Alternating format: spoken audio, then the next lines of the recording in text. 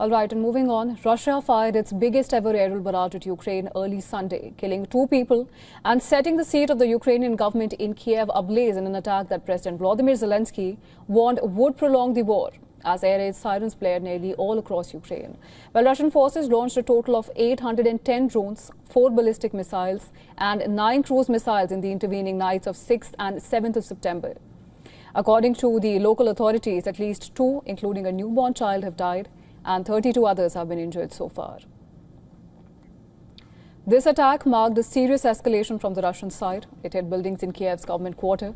Now, it has the Prime Minister's office and is located next to the parliament and close to the offices of President Zelensky. The fire was seen billowing from the buildings hours after the attack. A helicopter dropped buckets of water on the roof of the building to douse off the fire.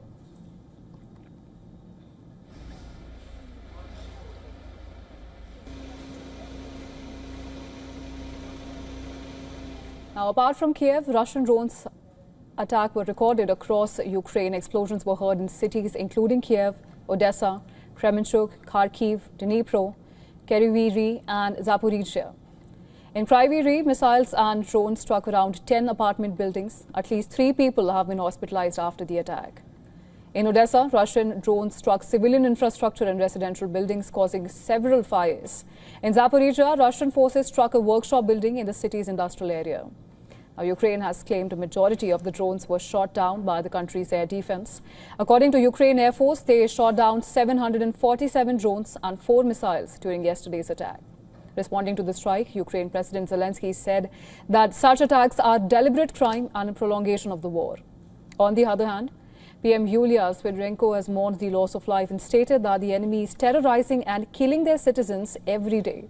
Poland's Air Force also swung into action to protect its airspace from Russian violations. Dutch F-35 scrambled to protect the country's own airspace around 5 a.m. local time. Russian drones have reportedly violated Poland's airspace during attack against Kyiv, while Russia continues to make steady advances in Ukraine. On Friday, Russian Defense Ministry said that it has seized control of 4 settlements in Ukraine's special military operations zone within the past 1 week. Also claimed attacks on Ukrainian military industrial enterprises and airfields with high-precision weapons. On the other hand, the General Staff of the Ukrainian Armed Forces claimed that Ukrainian troops had engaged in a total of 184 combat clashes with Russian forces along the front line over the past 24 hours. Europeans are stepping up pressure on Russia. European officials, led by EU sanctions envoy David O'Sullivan, are set to meet with US officials in Washington on Monday to discuss implementing new sanctions against Russia. Well, Russia says that the Europeans are rewriting history and heading down a dangerous path to self-destruction.